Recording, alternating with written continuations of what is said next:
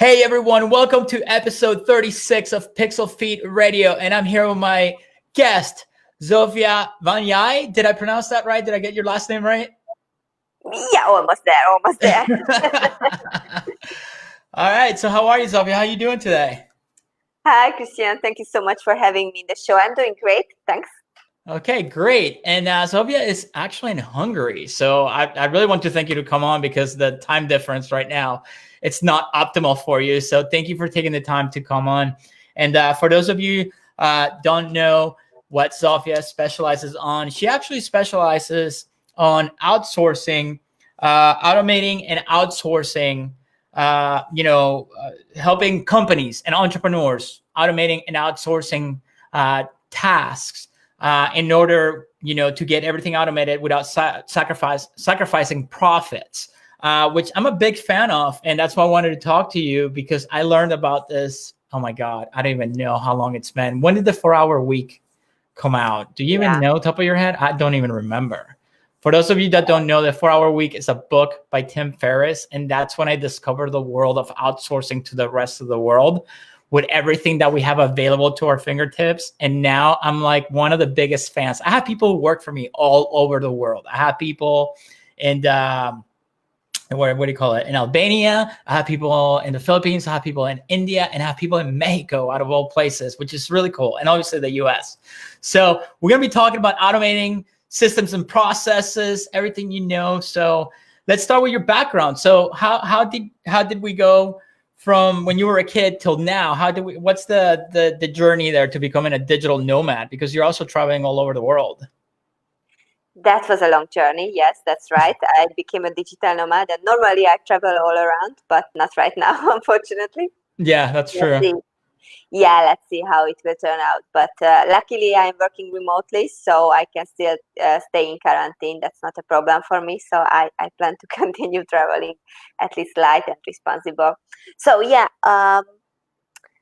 I studied history, so it's a very unusual background for business. I was meant to become a history teacher, so I should be in the school right now. Interesting. During the university, I decided to work more in business, so to have a little bit more idea on business or study something around that. So I finished a master in financial management, and I started to concentrate more on finance. That's how I became. That's how I started my corporate career. So I was working with corporate businesses for a while, and 1.5 years ago, I went fully nomad and I started my own business. What made you to do the jump? What made you leave the whole corporate world and start your own business?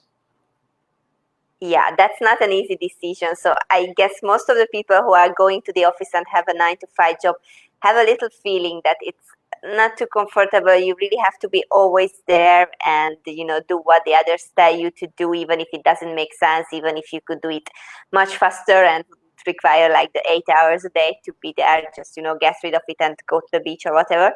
So I always had this feeling, this unease in my days, that I just don't want to do it in that way. And the last thing what happened and what I really hated, there was one time when I was sitting in the office between Christmas and New Year's Eve. So it was like the whole holiday period when my family was together, and I was forced to sit in the office still, doing nothing. So like literally I had nothing to do, but they expected me to be there. This was like kind of horrible. I remember it was like 4 or 5 years ago, but I still really remember it happened in Hungary. And I really didn't enjoy it. So that was one of the last thing. And the other one is that they didn't allow me to go for a 1-month language school. So I wanted to go to the Middle East, study Arabic, and there was an issue around it to just take away 1 month unpaid holiday, even though it's supposed to be unpaid. But it was hard to do. So I just wanted to, have the freedom to travel, to go anywhere where I want, and just spend time wherever I want and work whenever I want. That's also important. Absolutely. And I think that's actually 99% of the people who watch, this channel and listen to the podcast are people who were looking for that type of life, or to get away from that, from that whole corporate, mentality, especially here in the US. 90% of the people who watch this, they're all from the US. And here in the US, I don't know how familiar you are with how it is here, but I want to say 95% of jobs, you're not getting a holiday off, whether it's Christmas, Thanksgiving, or what. Well, Thanksgiving, it's 50-50, but most holidays, forget it. You have to work through it. They don't, the whole family structure is not looked the same way as it is in Europe. I'm half Italian, half Venezuelan. So I still have that culture in me. And when it comes to holidays, we like to be together as a family. And here in the US, I want to say it's getting worse as time goes by, and that's why people want to get away from it. Just to give you an example, like I know in Europe, you can, in the corporate world, you have 6 weeks vacations, and you go, hey, I want to go on holiday for 2 weeks to whatever, travel around and whatever, and nobody cares. It's like, okay, turn off your email, you're good to go, have a great time. Yeah, it's normal here to have the holiday, but I still felt it's not enough. Yeah, exactly. I mean, but here you can ask for that and you get looked down upon. Like, oh my God, you're taking a vacation? How dare you? Are you sure? Like, it's really bad. So that's why a lot of people are trying to get away from the whole corporate structure, and they want to start freelancing, or they want to do their own digital nomad life type of deal. So I also don't really have a holiday. So I started being nomad and doing my freelancing 1.5 years ago. And in this August had the first time I went on holiday in 1.5 years, and it was like 4 days. So when you work in New York, you also tend to be, more. And also because I am in a nice place. So when I finish work, in like 10 minutes, I can be in a beach if I want to. These kind of things makes you a little bit more easy about going on holiday, but still to have the freedom to travel and to have the freedom to spend Christmas with my family, that's just so crucial to me. Yeah, it's like I always joke around, and anybody who listens to this or is watching this, they know I always joke around about this. Listen, if you want to work 8 hours a day, go get a job. If you want to work 16-hour days every day, then become an entrepreneur if you really want to grow a business, because that's the reality of it. Yeah, anyway, at least having your mind always there. That's true. It's always there. Mine's always going all day, every day.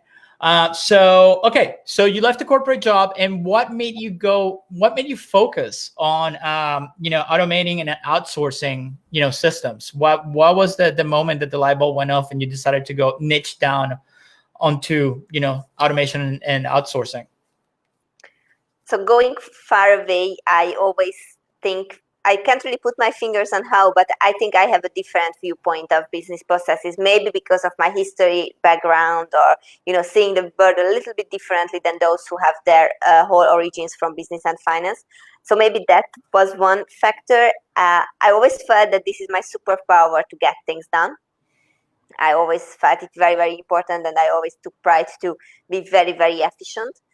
And also, last but not least, at my last working place, which was not really in a classical corporate job, and I really did love that job, and still do. I was working very much on processes. So it was a company who needed help with setting up their processes. So I'm working for them. They became my first client. And that's how basically I just transformed from being an employee to an entrepreneur. So I went to them when I decided to leave my corporate job, and they were kind of a transitional period from corporate job to become a full-time entrepreneur. Okay, cool. So because one of my favorite stories when it comes to outsourcing and automating processes is there was a huge story here in the news for one of the biggest mobile companies. I think it was Verizon. And that's one of the biggest, cell phone companies here. And it was like one of their employees, I guess, didn't work for years because he was outsourcing everything to VAs and engineers overseas, which, you're not supposed to do with corporate, what do you call it, materials or whatever, because it belongs to the company and you shouldn't do that. So, but the guy did it. I think it was something crazy like 6-7 years, and they had no idea, like until one day something happened, and that's how he got caught. But, it's gotten to the point where like people don't understand this. It's like you can literally outsource anything you feel like outsourcing.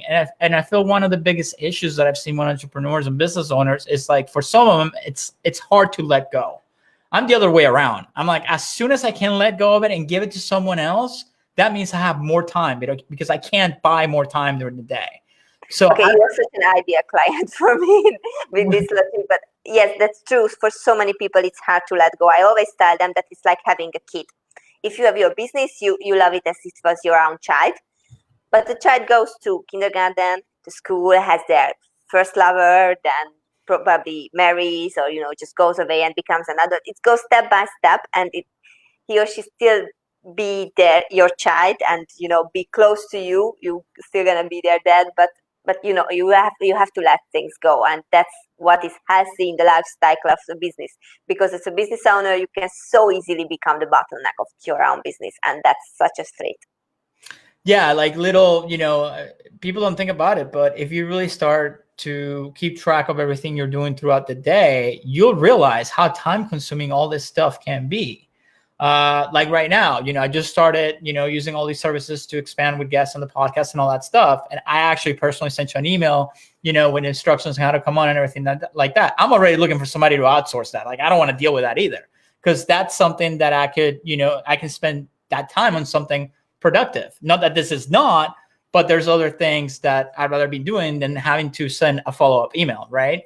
So, all right. So when people come to your companies, come to you, what is the first thing that you look at when you start working with them? Walk me through that process. What is that process like?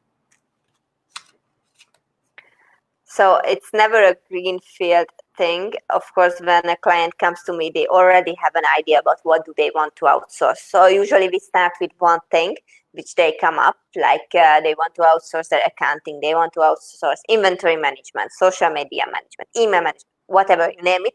So they come with an idea that, or maybe with your example, so I am tired of messaging to my podcast guests with the instructions. I need help with that. Perfect. So let's look at that. Probably I would suggest you some sort of automation on that. But if there is something else, then let's look at the outsourcing. And then we can start the conversation. I have my favorite questions. What do you hate doing? If you hate doing something, probably you are procrastinating it. You are not really good at it. You just put it at the end of your to-do list always. So it's not really happening. Best decision to outsource if you hate something. What you are not really comfortable doing, what you feel that someone could do it better. That's a little bit harder to admit, but we all have this kind of feeling that, okay, I'm doing it fine, but probably someone could do it much faster and much better. That's also something we could look at to give away and find the one who can do it better than you. So this is also something. If you are bored of something, you have been doing it for such a long time, it's just so easy, you could do it during your dream. Perfect thing to train someone to do it. What is really time consuming for you? If something is really time consuming for you, then probably you could spend your time a little bit better if you would generate some more cash for your business, or you would look at how to improve your business further. So if something is time consuming, think about giving it away. But I have a full outsourcing decision guide as a free material on my webpage, so I can send you the link and the listeners can download it. I even offer a consultation with that if someone needs further help. So there are a lot of questions you can look at to decide what to outsource. Yeah, and I'll go ahead. I'll put all those links in the description so people can find you everywhere. So once people let you know what it is that they want to outsource, is there like a stack of tools for automation that you have like a go-to? Like, for example, I like Zapier, I like Slack, just Asana, for task management and stuff like that. Is there a set of a stack of tools that you always use, or it depends? It depends on the type of client and what they need. So these are all great, but it depends on the client and the situation. And to be honest, I'm not an IT person myself, so I will not do any automation for anyone.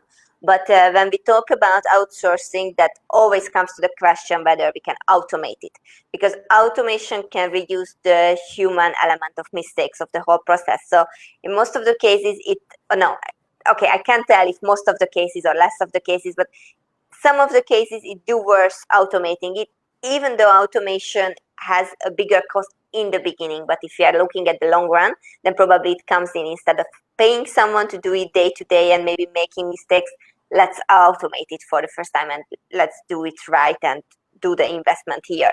So I will not do the automation myself, but I can recognize those kind of situations when it probably advisor to automate it, and then we can go ahead, have a fee quote from some of my contacts who are great in automation. And based on the fee quote, we can still make the decision whether we go ahead with the automation or rather look at the outsourcing. Okay, cool. Yeah, So no, no that makes set solution. so it's basically depending on what the needs of each client are. You know what I Yeah. mean? So and you have a team that sets that up for you. So once they tell you what the task at hand is, so how do you guys go about finding the talent? Is there like some type of interview process that you have in place to find that talent, to look for that talent? Do you come back with different options for the client, or do you make the decisions on your end just because of your experience and it's gonna work? How does that part of the process work? So I have various contacts, different offices all around the world who provide outsourcing solutions. So it's a little bit broader than you as an individual could get access to. And usually I do make the decision unless the client really insists to have different options. And I dare to make the decision because I always have a backup plan.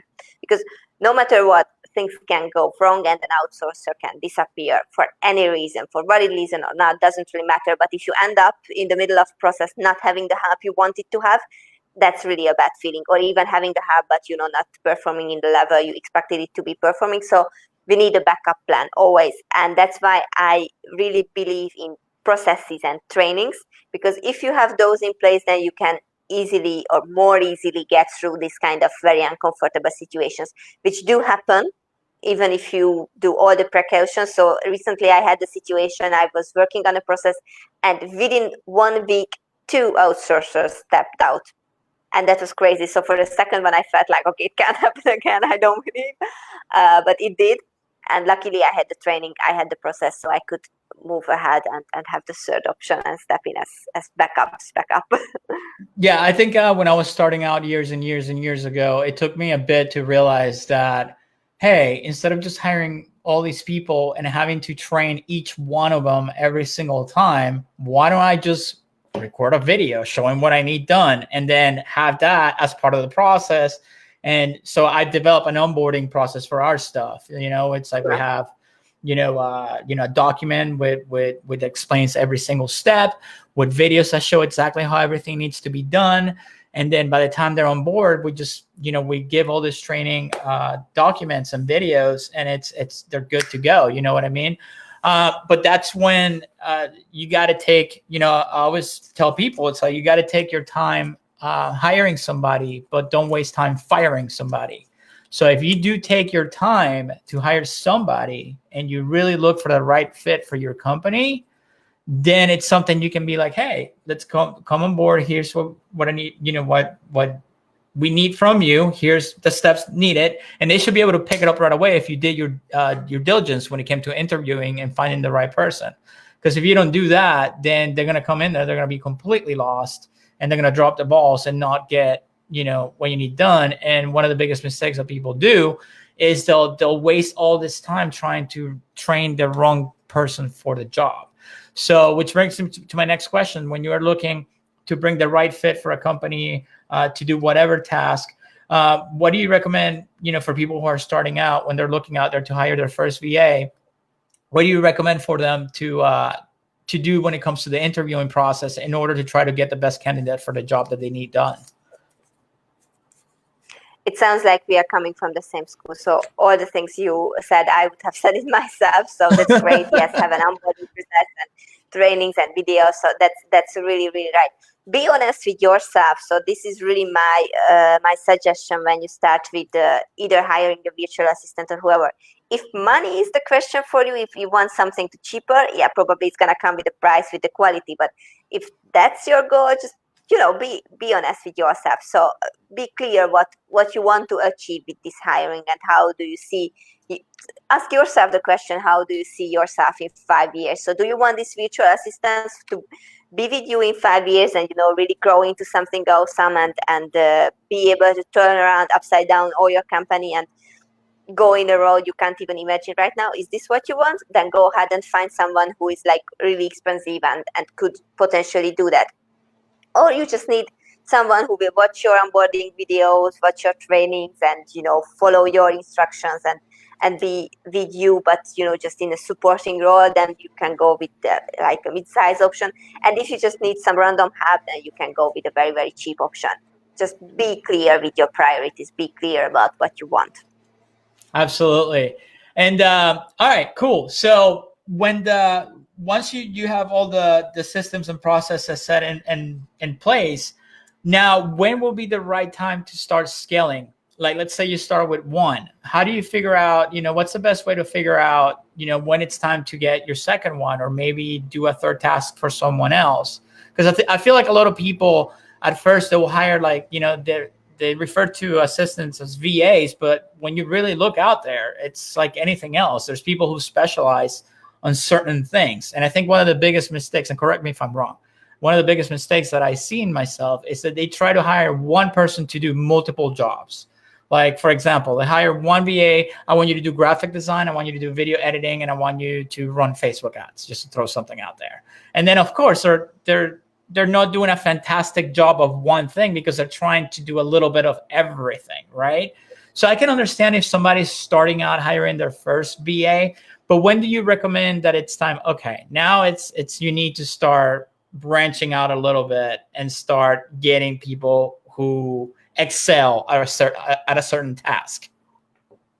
That's what differentiates in-house hiring from outsourcing, because if you are doing an in-house hiring, then probably that makes sense that you want to fill up a full-time job with a lot of tasks, and you are giving one person task which they might not be the best in, because you have already them on payroll. So, but if you have an outsourcer, you can outsource tasks for projects.